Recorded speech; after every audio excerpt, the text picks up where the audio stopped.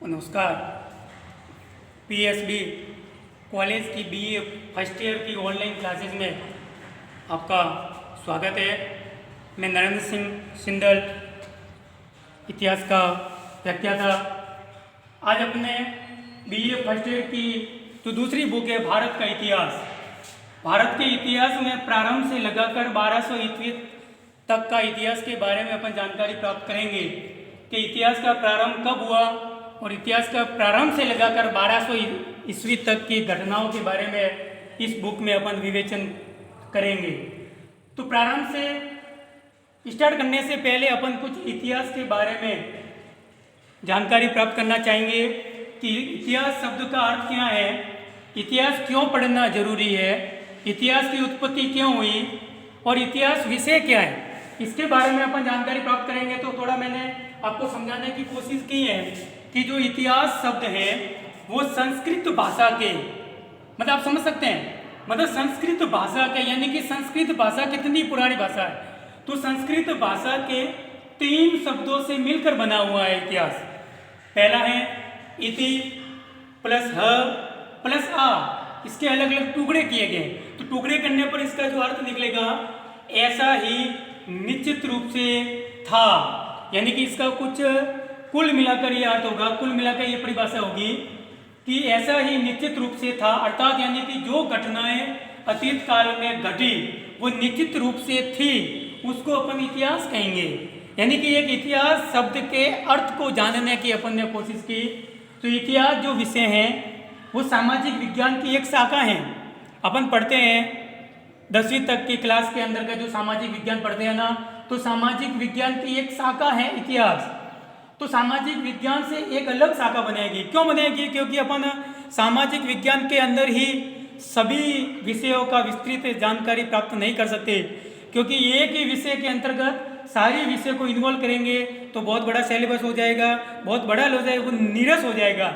इसलिए क्या किया, इतिहासकारों ने सामाजिक विज्ञान की एक शाखा अलग लगा दी, एक विषय अलग खोल दिया जिसका अपन इतिहास कहते हैं। और इतिहास में पूरी जानकारी मिलती है, जिसमें भारत का इतिहास अपन को जानकारी के लिए मिलता है, विश्व का इतिहास जानकारी के मिलता है, मानव इतिहास जानकारी के लिए मिलता है। अलग अलग अपन इतिहास इसमें पढ़ सकते हैं, यानी कि उसका विस्तृत रूप दिया गया। अपन 10वीं क्लास के स्टैंडर्ड लेवल में पढ़ेंगे तो सामाजिक विज्ञान में भी कुछ पार्ट हिस्ट्री के दिए हुए होंगे, लेकिन उसकी कुछ सीमाएं हैं, उनको पर्याप्त सीमा के अंतर्गत बांध लिया गया है। यदि अपन को किसी इतिहास के बारे में विस्तृत जानकारी प्राप्त करनी है तो अपन को इतिहास विषय के ऊपर गौर करना पड़ेगा, एक अलग से उसका सब्जेक्ट पर गौर करना पड़ेगा, तब जाके अपन पूरे इतिहास को जान पाएंगे, पूरे इतिहास को समझ पाएंगे। अब प्राचीन काल में कहा गया है कि इतिहास के जो जनक हैं उनको हेरोडोटस है, यानी कि हेरोडोटस को इतिहास का जनक माना गया है, जिसने अपनी पुस्तक हिस्टोरिका लिखी थी, जिसमें हिस्ट्री शब्द का प्रयोग किया गया है, ऐसा कहा जाता है। लेकिन कुछ विद्वानों के अनुसार कुछ पढ़ा जाता है कि ग्रीस के लोगों ने हिस्ट्री शब्द का भी प्रयोग किया गया है, यानी कि दोनों शब्द मिले जुले हैं। इसके आगे अपन पढ़ेंगे तो कुछ परिभाषाएं दी गई हैं कि इतिहास शब्द की क्या परिभाषा निकल के सामने आएगी। तो अपने भारत के 2 इतिहासकार हैं, आर.सी. मजूमदार और J.L. नेहरू, यानी कि जवाहरलाल नेहरू।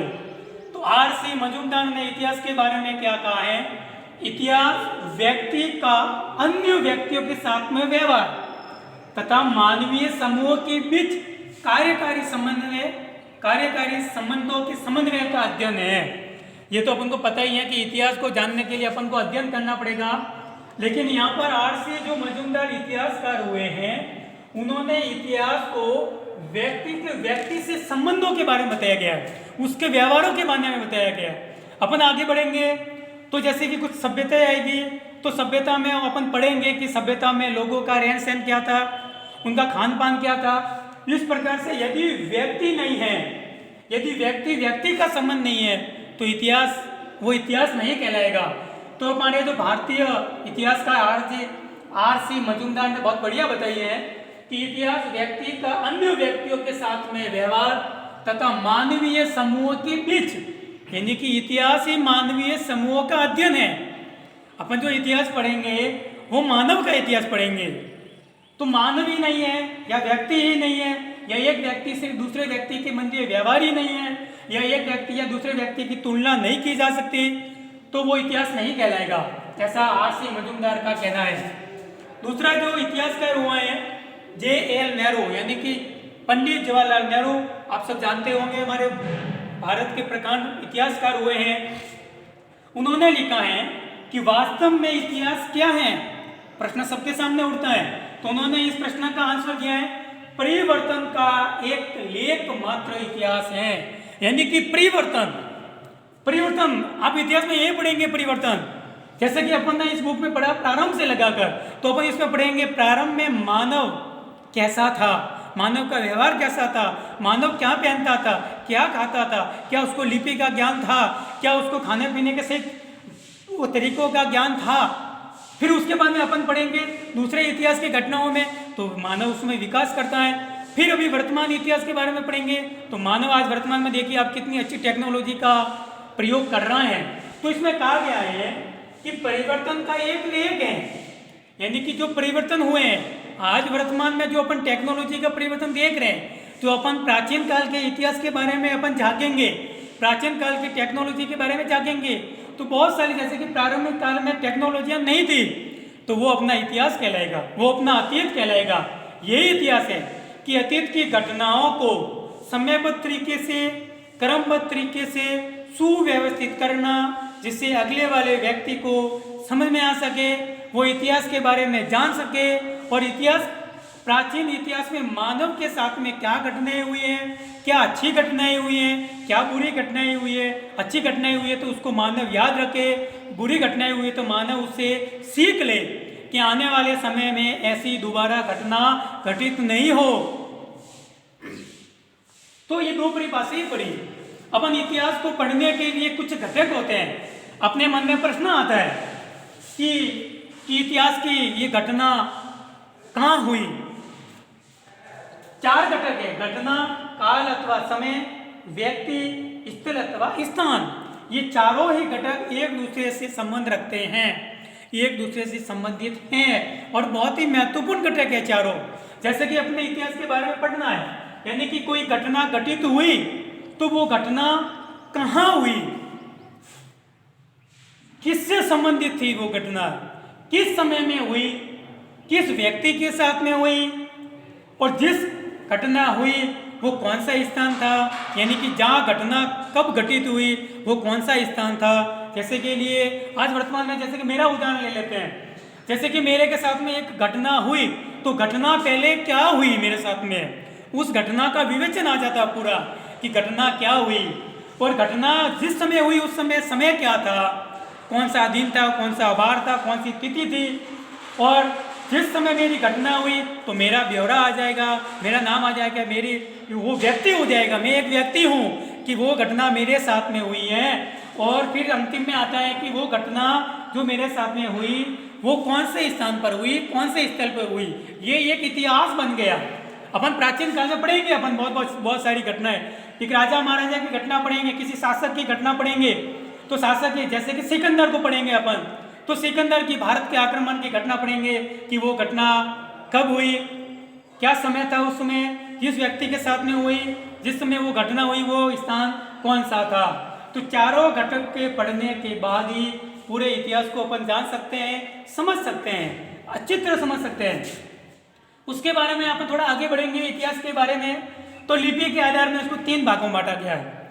यानी कि लिपि आपने पढ़ा होगा हिंदी भाषा में, लिपि यानी कि एक बनावट होती है और बनावट ही एक लिपि कहलाती है। यानी कि अपन जो लिख रहे हैं, जैसे कि ये मैंने लिखा तो ये वास्तविक एक बनावट है और सही बनावट है जिसको अपन आसानी से पढ़ सकते हैं। जैसे कि मैंने कोई ये उल्टा सीधा लिख दिया, इससे अक्षरों की कोई बनावट नहीं है तो अपन नहीं पढ़ सकते, तो ये कोई लिपि नहीं है। तो लिपि के आधार पर इतिहास को अपन ने 3 भागों में बांटने का प्रयास किया, जिसमें प्रागैतिहासिक घटना के बारे में, आद्य इतिहास और इतिहास।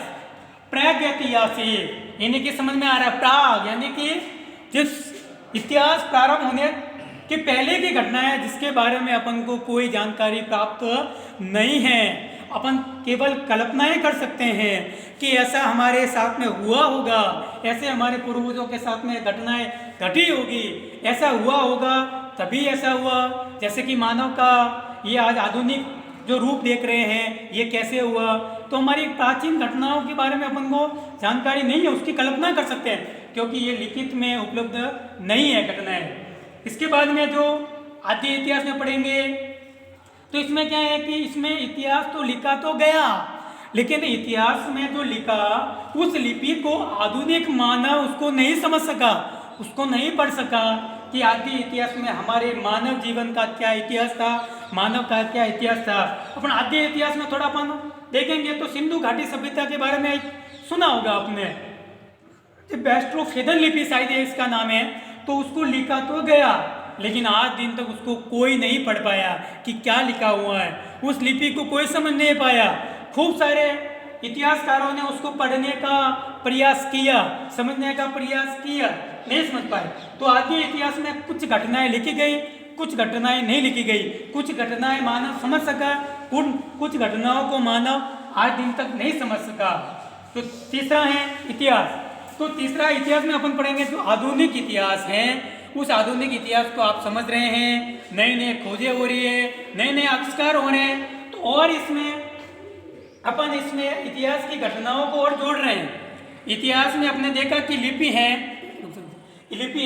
तो लिपि में अपन ने देखा। तो नमस्कार, इससे आगे कल पढ़ेंगे।